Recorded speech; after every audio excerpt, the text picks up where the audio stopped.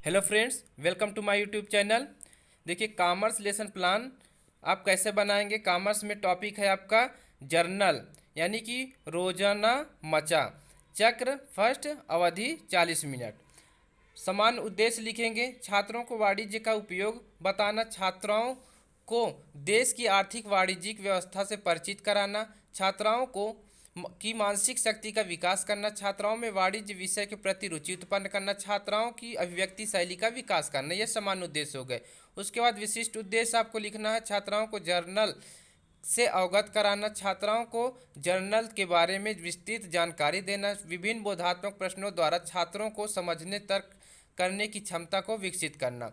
सहायक सामग्री चाक, duster, श्यामपट्ट, roller, board, pointer आदि। पूर्व ज्ञान सभी छात्राएं जर्नल यानी कि रोजना मचा के बारे में समान जानकारी रखते हैं। अब आगे देखिए, प्रस्तावना प्रश्न। प्रत्येक लेन देन के कितने पक्ष होते हैं। प्रत्येक लेन देन के 2 पक्ष होते हैं। बड़ी संख्या के लेन देन के लिए क्या तैयार करते हैं। बड़ी संख्या के लेन देन के लिए स्मरण बही तैयार करते हैं। स्मरण बही से क्या तैयार करते हैं। स्मरण बही से जर्नल रोजना मचा तैयार करते हैं। जर्नल रोजना मचा शब्द का क्या अर्थ होता है। समस्यात्मक प्रश्न बन जाएगा। छात्रों, आज हम रोजना मचा के बारे में अध्ययन करेंगे। उद्देश्य कथन हो जाएगा। अब इसका प्रस्तुतिकरण करना है, स्पष्टीकरण करना है। रोजना मचा जर्नल का अर्थ क्या होता है। देखिए, छात्र छात्राएं ध्यान पूर्वक सुनेंगे। और अब शब्द का अर्थ डायरी।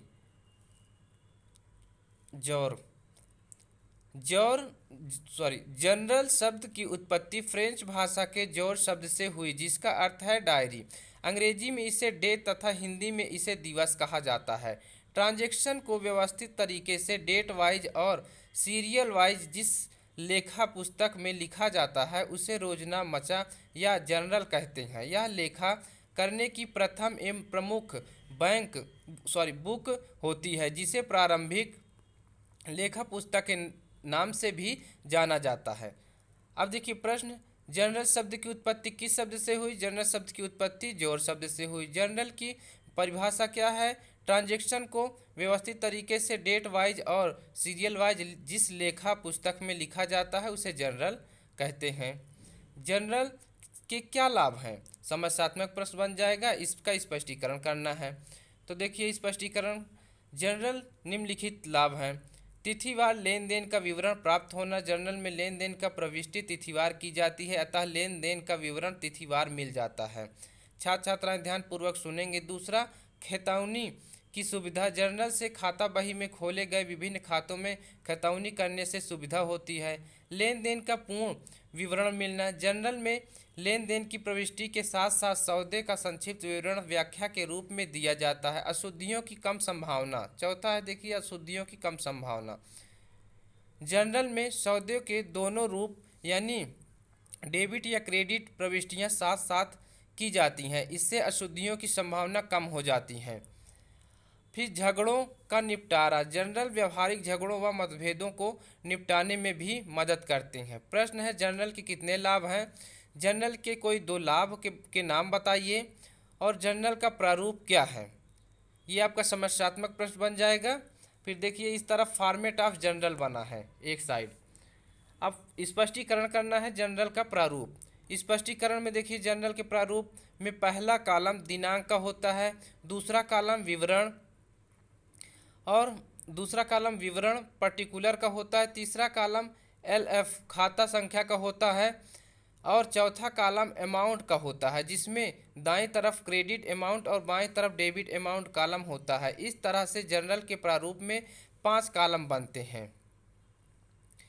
देखिए, फिर आगे से जर्नल प्रारूप में कितने कॉलम होते हैं। जर्नल प्रारूप में 5 कॉलम होते हैं। प्रारूप में कौन कौन से कॉलम होते हैं। दिनांक, विवरण, और ये देखिए अभी जो पढ़ चुके सब, दिनांक होता है, विवरण होता है, तीसरा कॉलम है आपका संख्या और चौथा है कॉलम अमाउंट का, credit amount, debit amount, total.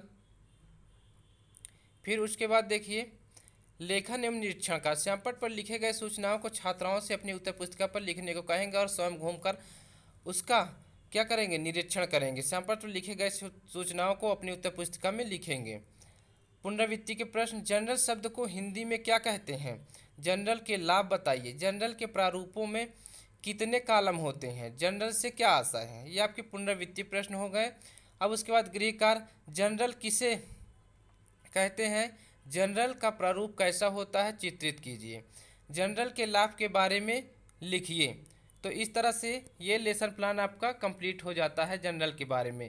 लेकिन एक बार फिर कहूँगा, फॉर्मेट आप अपने कॉलेज के अनुसार ही यूज करेंगे। जो आपके कॉलेज वाले फॉर्मेट बताएंगे आप उसी के अनुसार ही आप ये लेसन प्लान बनाएंगे, क्योंकि सभी कॉलेजों में फॉर्मेट अलग अलग तरीके से बनाया जाता है।